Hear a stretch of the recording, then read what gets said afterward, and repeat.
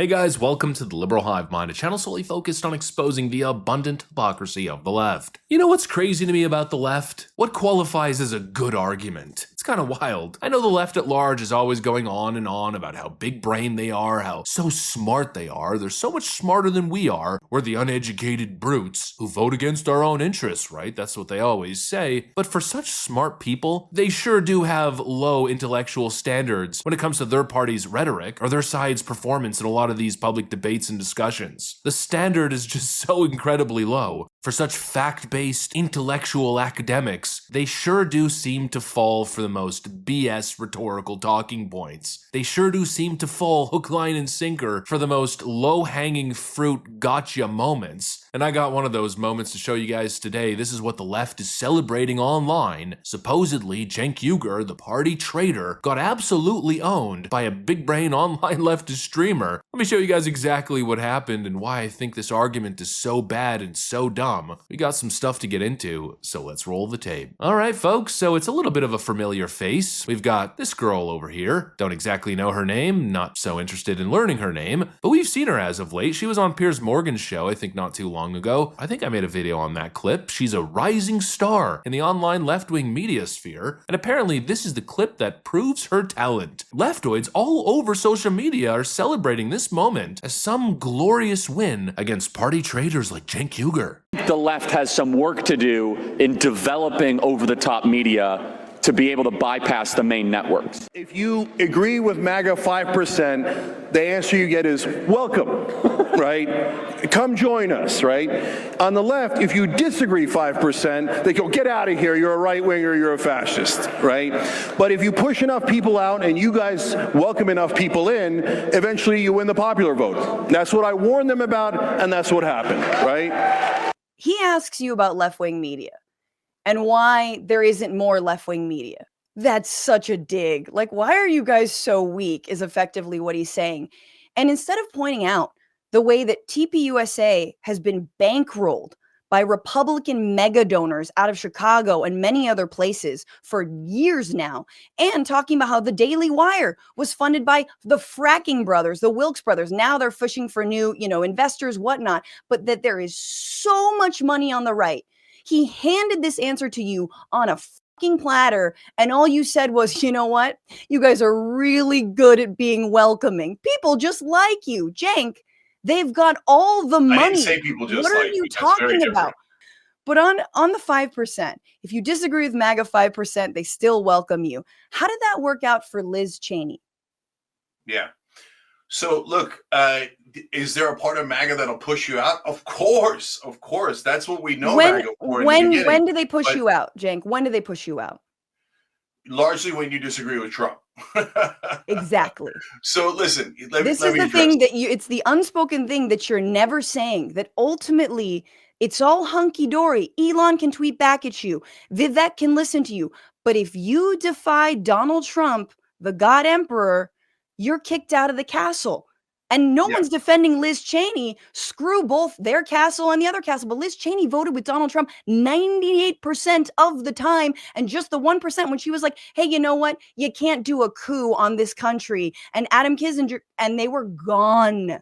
So miss me with this 5% BS, yo. Yeah, I'm at a little bit of a loss for words, and I'm pretty sure without any commentary or explanation, you see exactly what I mean. This is what passes off as highbrow commentary on the left. That was the dumbest, cheapest, most ridiculous straw man argument I've ever heard in my life. But what's crazy is how confident she is in that presentation. I mean, from her perspective, and if you read the comments from all her far-left communist sycophant fans, I mean, you would think that she took Cenk Uygur out to cleaning. I don't know, it's like we're watching a completely different movie. But let's get into it a little bit. The argument was, or the crux of her argument, but Liz Cheney, you're claiming that the MAGA base is so inclusive and tolerant of ideas and dissent. But what about Liz Cheney? When Liz Cheney dissented, she was ousted from the party. Ooh, case in point. I win the argument. No, dummy. That is such a false equivalency. It's not even funny. I mean, what a ridiculous notion. As if Liz Cheney was just criticizing Donald Trump. Hey, maybe we shouldn't be engaging in coups, Donald Trump. Is that what Liz Cheney did? No, of course that's not what Liz Cheney Cheney did. What Liz Cheney actually did was join with Nancy Pelosi, propping up the deep state psyop to take down President Donald Trump. She didn't just turn on Donald Trump and therefore the cult members followed and everyone turned on Liz Cheney. No, she turned against the truth. She lied, and she was part of a January 6th commission that presented falsified evidence to create a false premise, which was then used as a basis to try to disqualify President Trump from being able to run in this election, which he just won. I mean, really? That's your example? That dissent is not tolerated within the party? Give me a freaking break. Liz Cheney's part of a long line of warmongers. She's a total neocon establishment type Republican who essentially betrayed the will of her voters and teamed up with the shadowy cabal to stop the natural flow of democratic will. That isn't the same thing at all. You know, there's a difference between somebody who has a general disagreement, which happens all the time in the party, by the way. I think someone like Thomas Massie, for instance, is a perfect example. He's voiced concerns and disagreement on a whole plethora of issues, but has never been exiled from the party. There's a difference between basic ideological dissent and actually engaging in a real coup and undemocratic actions aimed at subverting the will of the people. Those are two entirely different things. But apparently the leftists can't think past their nose, and they can't see that. They can't see the nuance, the distinction, the actual detail, the important details. No, they just follow the narrative. Oh, it's the gotcha moment. But what about Liz Cheney? Oh yeah, what about Liz Cheney? And then there's no thought further beyond that. Enter the gotcha talking point, and then boom, the rap battle O's start. Oh, you got him. Oh, you slay queen. What a ridiculous low standard. And really it has me thinking about Kamala Harris's debate performances. Remember when the left was oohing and eyeing every time Kamala Harris would say, "Excuse me, I'm speaking."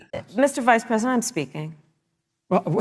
I'm speaking. You know, they were pretending as if that was the coolest and most badass thing that they have ever heard. I guess that's all they needed, right? They didn't need an actual argument. No, of course not. A sassy attitude is just enough. All that's needed is confidence and gloating as if you won the argument, and it's enough to convince the leftoids. Yeah, miss me with that, yo. So miss me with this 5% BS, yo. Just slam your chest a bunch of times, put your hands up in the air as the victor, and the leftoids are gonna clap like a bunch of frickin' mindless seals, signaling just how impressed they are with your performance. I don't know, it just screams lazy to me. I think the left is just so ideologically lazy. They've been operating in an environment where everything was handed to them, you know, kind of like their preferred political outcome for literally everything, and so they've gotten lazy. They haven't had to win in the arena of ideas, and so it seems like they forgot how to make an argument. They forgot how to make strong points. You know, when you're stuck claiming everything is racist for the last decade or two, well then maybe your brain starts to atrophy like Joe Biden's. The left at large hasn't had to make actual coherent arguments. They haven't had to win people over with ideas because they've done it mostly through propaganda and emotional manipulation. And now obviously they're in less of a privileged cultural position. In other words, they have to actually engage on the ideas, and apparently this is the best they've got. We've got Harry Sisson the other day going on about Donald Trump and his unacceptable Coke button, and now we've got this big-brained political takedown. Let's just call it the Liz Cheney argument. Yo. They're certainly not the best and the brightest, I'll tell you that. And really what I find so funny about that clip between Cenk Uygur and this interesting individual is that she's essentially proving his point. He's just saying, hey, you know, maybe we should get along with people, we should have more rational discussions and try to widen the tent, and this is the response. Petty, cheap, partisan BS. It's honestly kind of sad. Anyways, that's pretty much what I got for you guys on this one. Hopefully you enjoyed the video. If you did, make sure to leave a like and possibly subscribe to the channel. Thanks for watching, and I'll see you on the next one.